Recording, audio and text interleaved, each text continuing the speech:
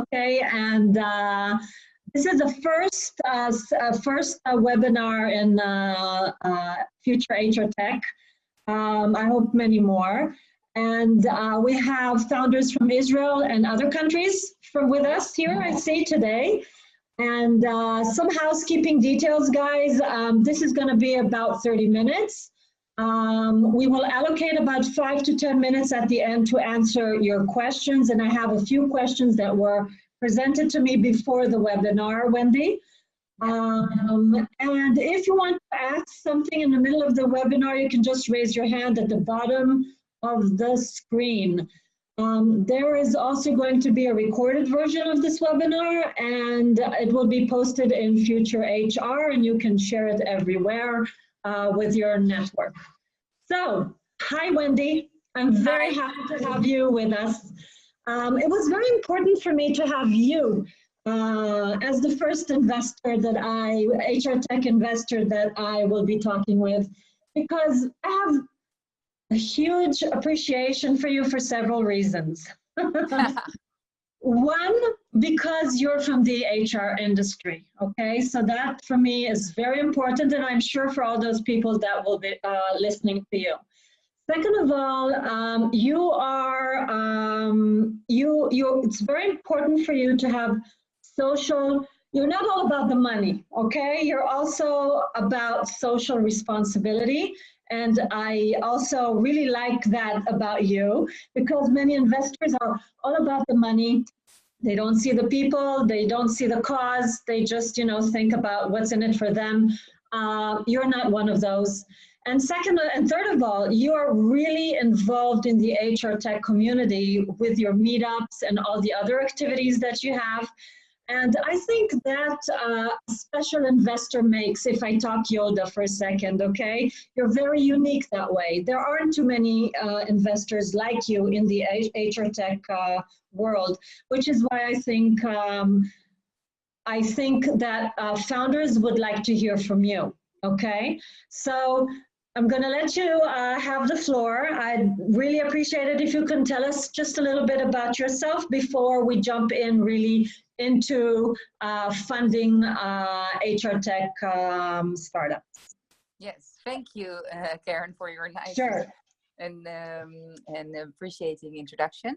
So I'm a founder myself of several companies in the HR field. So I have a company, it's called People, which is focusing on helping companies to scale, most of the time from 30 FTE to 150 FTE.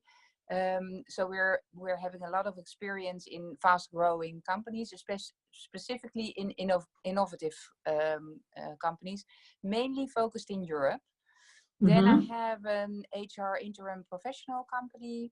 I founded a company together with a publishing agency that is publishing books on human behavior, where the focus in getting new science on human behavior more adapted into organizations.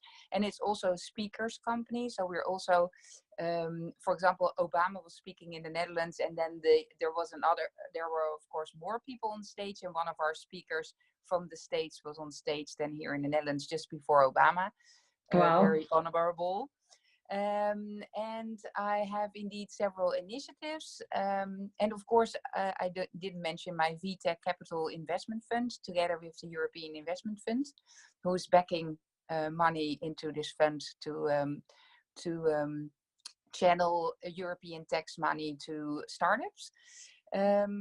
Next to that, I have several initiatives around HR technology, because I think it's very important that the tech community that is entering the HR field is communicating more and more with the HR people in the field. So all these initiatives are about bringing those two worlds together. One is the Tech Meetup in the Netherlands, where we also are the official pre-event for Unleash conference, where we've met again a few weeks ago. Yes. And hrtech.community, where we just only have the goal of showing what is happening in the different stages in the employee journey in the HR tech field. So not to say these are the 10 best recruitment tools or the 100 best recruitment tools, which you can find already on the internet, but more to shape what is happening in the landscape recruitment, or in the landscape mood measurement, or in the landscape HR operations, things like that. Yeah. So in Understood. that website, you can see more what is happening in this field, so you can judge for yourself what kind of tool I actually want to do, more to serve the HR people than the tech people, actually. Okay. So that is, good. I think, That's a lot. yeah.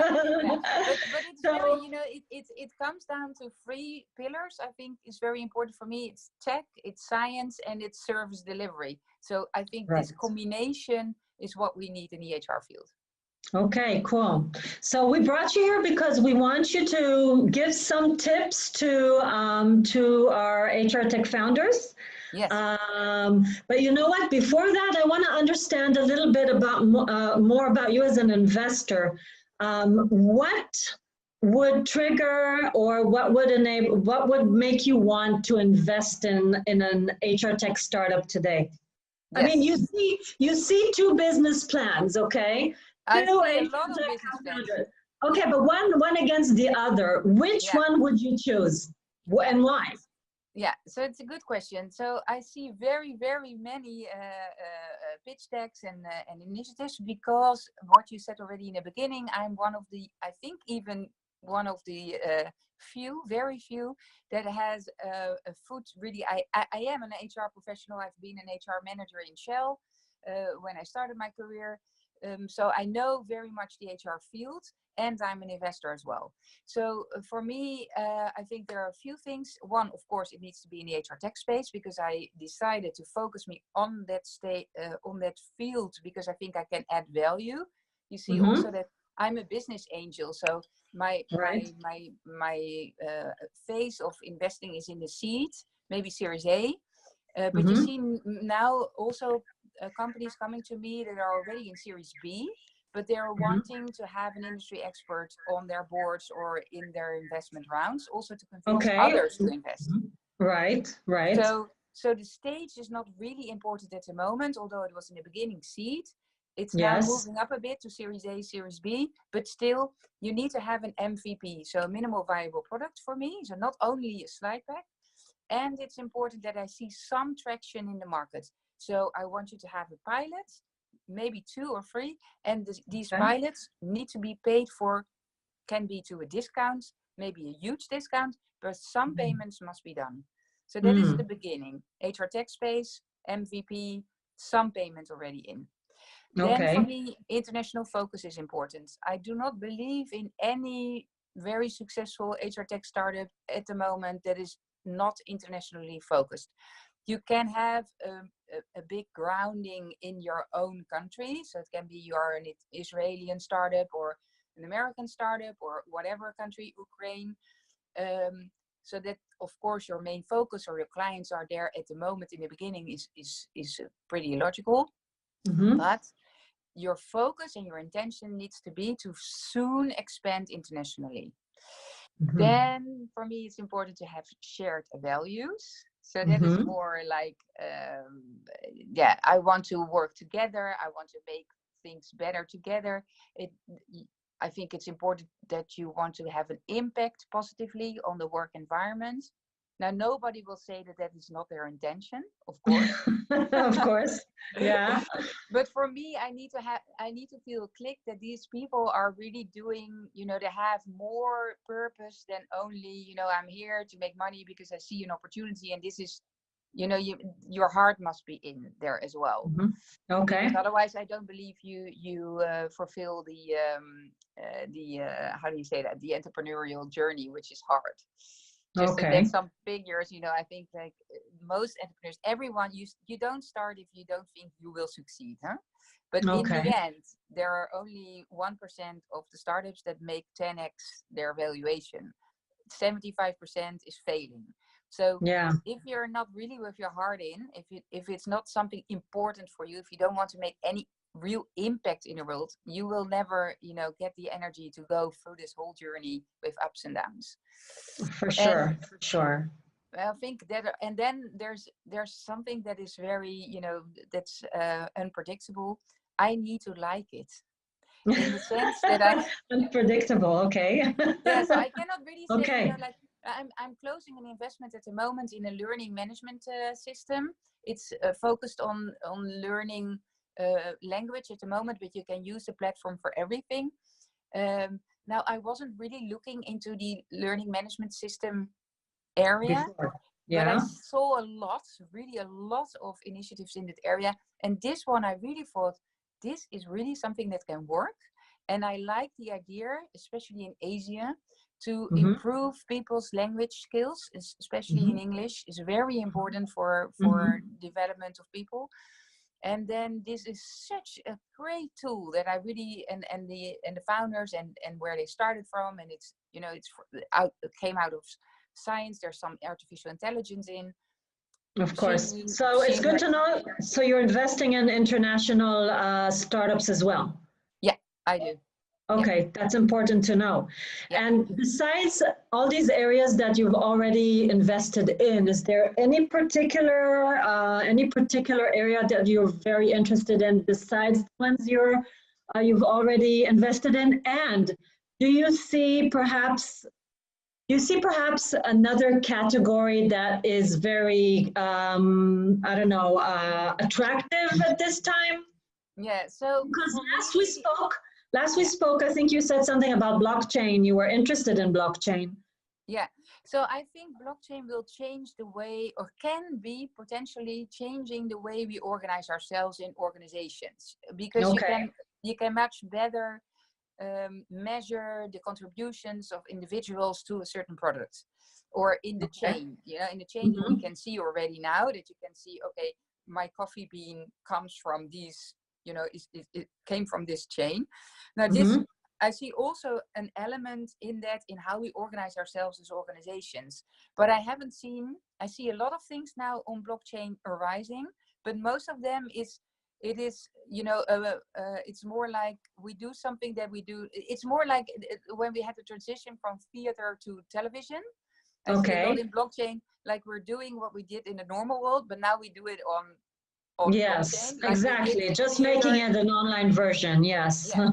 And then I don't see any added value. So you really need to use the technology because you can do it in a different way. Yes. Honestly said, I think the HR field and the professionals in HR are really lagging behind in technological developments. So it is very difficult to innovate in our field and to be really a front runner, because your potential clients will not adapt so fast. So there is a sort of difficulty in there. One of the questions I saw beforehand was around what are the clients to sell to? How do you see when is an HR tech successful? And I see more that if you're able to sell to the business owners or to the management team, or in big corporates to, more in the sales team, or more in the... You mean who to approach, who the founder approach? Okay, yeah. Yeah.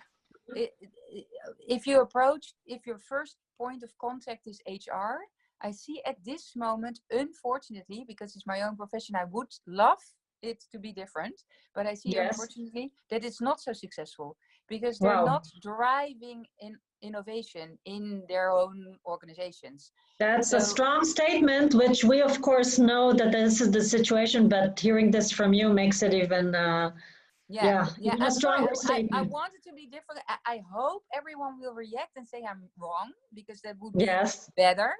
But that is what I see in practice, that we're not driving innovation. And that's one of my, my inner drive first, to be one of the front runners and advocate for innovation in our field. Okay, cool. Okay, so what other tips would you have for those founders? Go ahead. Which is maybe a bit weird out of my mouth, but one of the first things I would say is define what entrepreneur you are. I see a lot of entrepreneurs. It's so common now that we think we need to raise money, we need to do, especially in the tech scene, this is the only way to survive. But of course that isn't. You can build an organization where you can have a very good life with, where you can earn money without being funded and without scaling like idiots. You know, you can also have a company with 20 or 25 employees, which is just cash flow positive, which makes profit margins that are okay, but are not fundable because you're not making a scale up with the opportunity to 10 times get your money back, because that is great because point. it's so I think in the beginning you need to ask yourself, you know, first you start, of course you start, see if you have traction, is your ideas good, you try some pricing, is if the market wants to pay for it, and then you really need to decide, do I want to create a scale up? Am I the person that is attracted by that, or do I want to really build a nice, very valuable company? So 85% of the companies in worldwide are below, you know, 1 million, of course, revenue, and that's right, perfectly fine as well. So I think that is very important. okay. And then I see, what else have you noticed? Let's say we had a question about market channels, for example. yeah. Any So insight for about market that? channels, I see a lot of entrepreneurs start pitching their entry strategy, so how they would enter the market, instead of thinking about their strategy in the end. So what is the strategy when you are already in the midfield, if you have defined what is my position? And I think thinking about, this is my entry strategy, looking at pricing, looking at business model, but then also already thinking, but this is where I want to be in the end, and not only having this graph where you are in the right top corner, but also like, what is my business model? How does that evolve? And of course, we know that everything will change because you get market information. You need to be, one of the things actually I didn't mention, but where I always look at when I invest, is how good the startup team is able to reflect on their own performance and to learn, because in the end, everything is about the learning time learning your learning capability versus time. So how fast do you learn? That is one of the important things.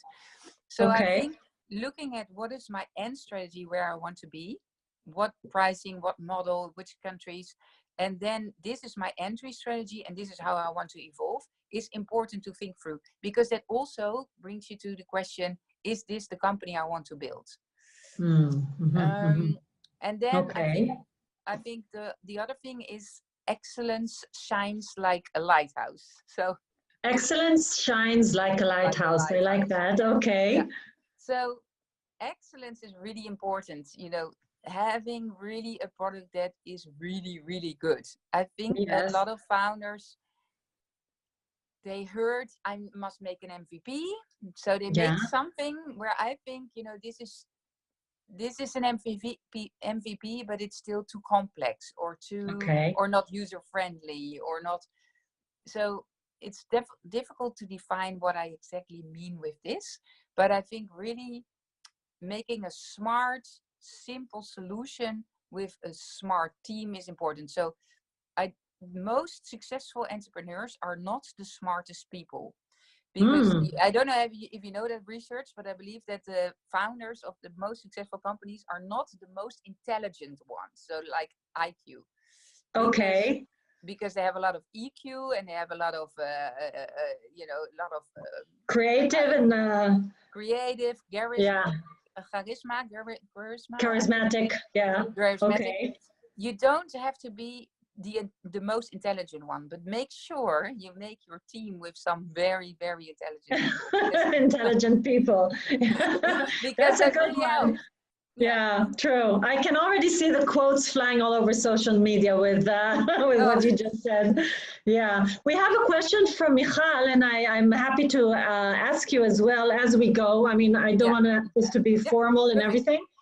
Yeah, so Michal asks, if I understand correctly with the blockchain example, if we want to do things differently and promote self-management, for example, how would you recommend approaching the decision makers whose job we are redesigning? That is a catch-22.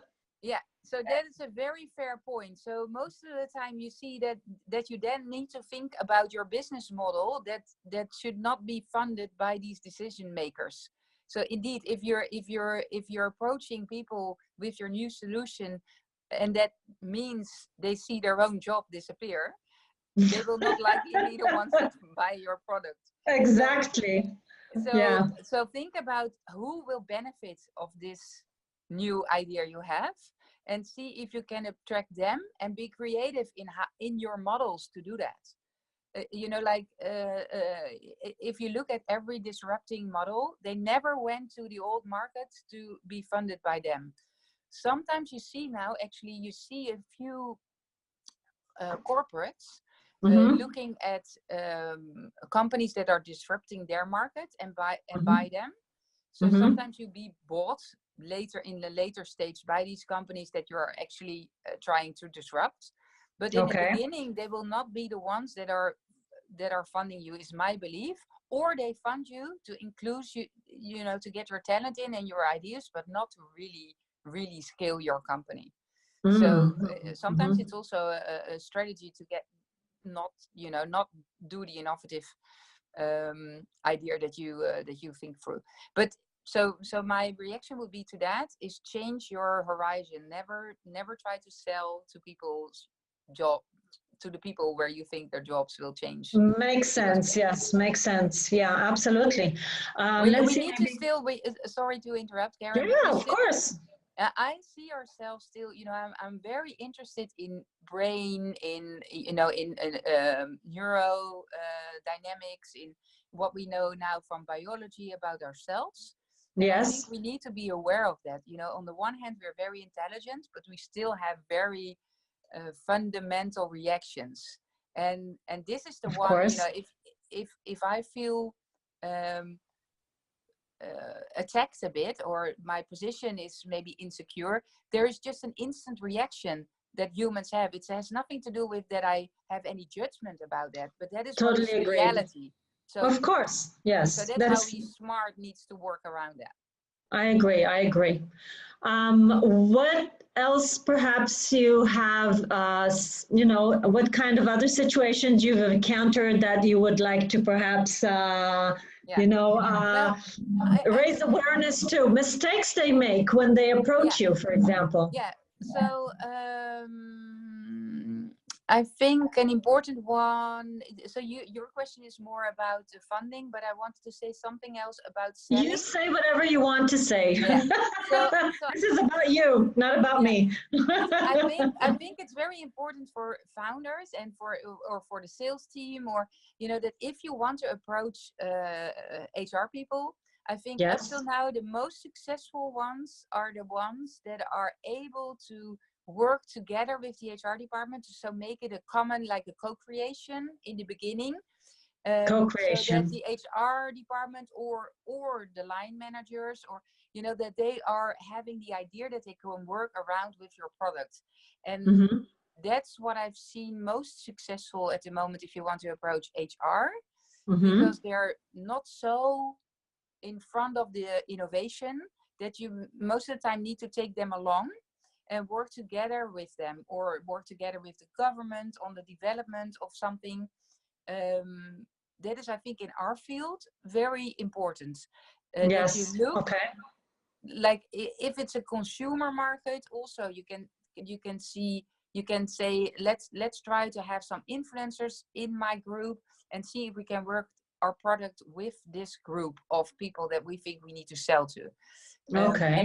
And often people are not doing that either because they're afraid to share their ideas, or because they think those people will not understand at all what they're doing. But then my reaction to that will be, it's good to learn how you can explain your product to those people, and you get market information back. And the more market information in the beginning, the better. Okay, good. Interesting. Okay, we have another question here. Which areas of HR tech do you think are most promising right now? Don't say blockchain. No.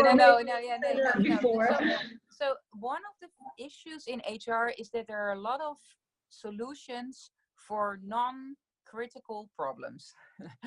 So I see a lot of features out there that nobody's really, it's just a little they're nice to have. thingy. Sometimes I'm even like getting excited about it. I think, oh, this is a nice feature, it will be very helpful. But then I think, okay, but is this a real problem actually? Yes, is it something exactly. that is really something where we really can improve on? So, and if you then ask what are the most promising, I think still recruitment. So okay. I would be satisfied at the moment that technology is taking over the decision if you're capable for your role. So I think the capability Explain. I didn't understand. Yeah.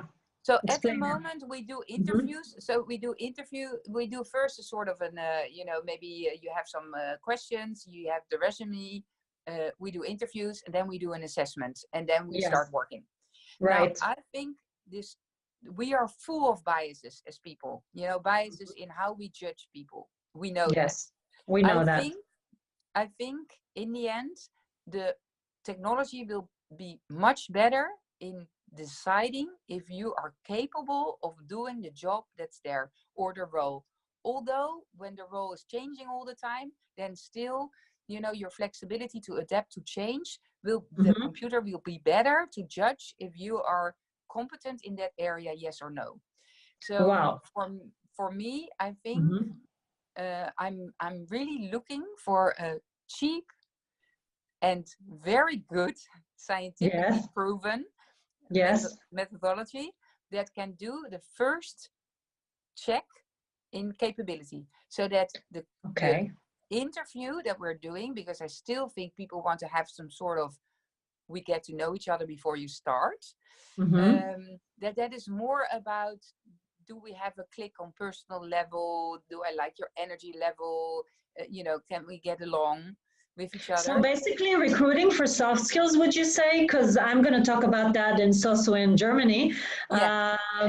Do you mean, what I see today in the market is that employers are looking to recruit according to soft skills, because there aren't many experienced, skilled people out there, okay? So is that something that you're basically talking about as well, right? Yeah, for sure. So that is a problem today. Yeah, so I think that's very promising, and you see a lot of solutions out there at the moment, but most of them are still either too expensive to put it in front of the process, because I think that will be my wish, that it's in front of the process. So the ones that I'm interviewing for my own companies or for client companies, understood, totally agree. We have done that assessment already, that we have before, that's the starting point. So either they're too expensive or they're too niche. So it's only intelligence, or it's only, personal traits, or it's only, and I want to have a full picture. I think the technology is there to do it very cheap. But it's not yet. I'm looking at one or two companies where I think maybe they will be able to do it.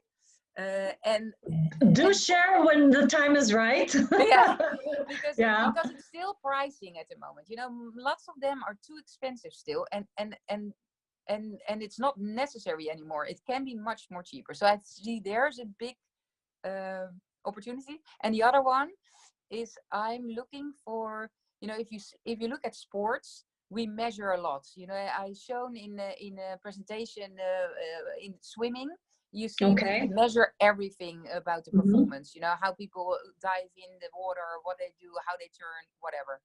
We do not measure leadership effectiveness, our own effectiveness in the companies good enough yet, because I think we don't know exactly how, but also we're a bit afraid or unused. How do you say that? It's not something that we're used to measure. I'm looking for a solution that really helps you measure that without too much time-consuming things, but that you get feedback all the time, like, okay, you could improve a bit in this to do it like this instead of like that. And are we thinking about employees who are not going to be wanting to be measured on every little step they make? Yeah, it's a good thing. So that comes to your assumptions and your theory and your underlying belief on people. So my belief is that everyone wants to learn in the end.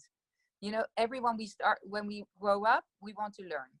Now, if you stop wanting to learn, because either we are too challenged and you feel you're failing all the time, you stop learning, right, or you're not challenged enough, and okay, you're thinking like, okay, no, well, I'm not necessary, nobody needs me, whatever, and you stop learning. okay, So yeah, my belief is that we want to learn, but I do not want to learn, of course, and then being judged all the time. Like, yes, I'm doing something, I'm trying to learn, and then someone says, you're doing not good. No, I know, I'm learning.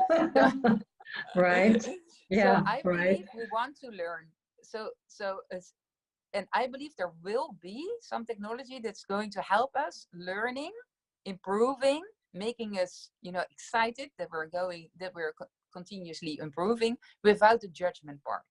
Maybe Because, if we share the results with the employees, I yeah, mean, if they tell me about me, I for sure am going to want to participate. But yeah, if it's only measuring for my HR and my company, yeah. perhaps that's something that's going to be, it's going to hinder Or the process yeah, or or even participation. Karen, that's more where I'm thinking. It's you that do the measurement. So it's my own decision. I have the data. I decide if I want to For share it or sure. not. It's just really for me. But that is Yes, not there yet. I don't have anything to measure my own performance. I have, there are feedback tools that are heading in that direction. of But I want course. but I want Yeah. also to have some measurement analytics in it. And then we Mhm. have this problem with privacy because of the government. And I think, why are they, if I want to have that data, I want to be able to use it. And I'm sure that will come. Of And that course. I'm the owner of the data and the reflections. But I think there's a field as well, so that you really can improve yourself. Good. And yeah.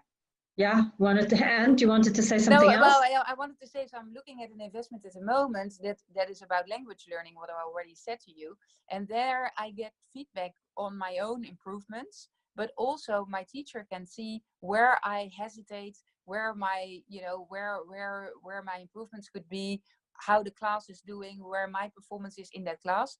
And I think that is only good, so that people can focus more like, okay, Wendy needs a bit more help here, and this person Mhm. needs a bit more help there. That is Mhm. already existing in classrooms now at the moment, so it's nothing Yes, that I different. know. Yes, I know of a startup like that. Yes, But the absolutely. but the Right. only thing is that it's now more measured not by also by the biases of the teacher, that he likes me more than others. So Yes, I'm right. seeing a lot of opportunities there as well. Yes, absolutely. Good. Let me see if I answered all their questions. Walter, that'll be perhaps the last question that I ask, but do you see still pain points that have not been resolved? Because as you said, we see startups about almost everything, but Yeah, have you still encountered a pain point where, well, besides the cheap part that you said, yeah. that you're saying, wait, there's a vacancy here, there's a void, and nobody has, touched upon that pain as of yet.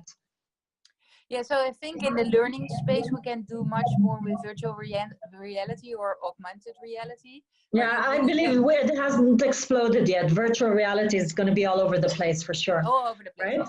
And Yeah. then but we don't see it yet.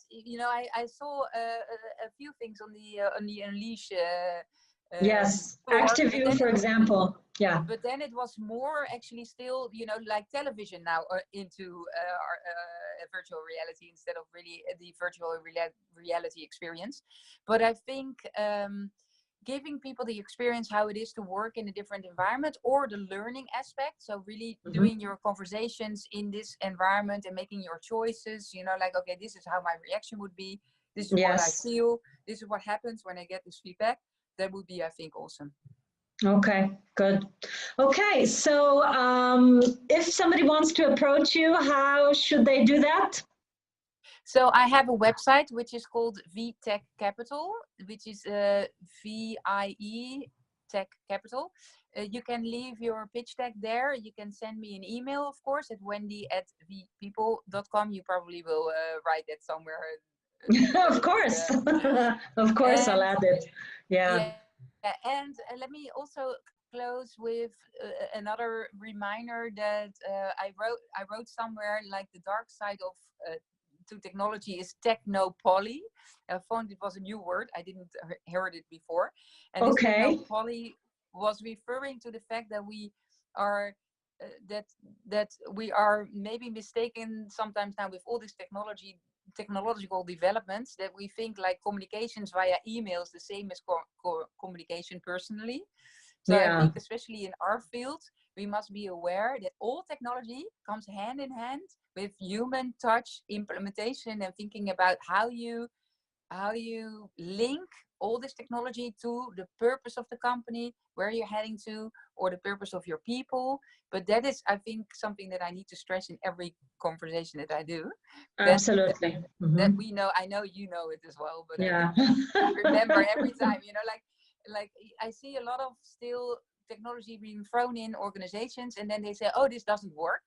And then I think, yeah, of course it doesn't work, because you didn't make it part of the process, part of the whole.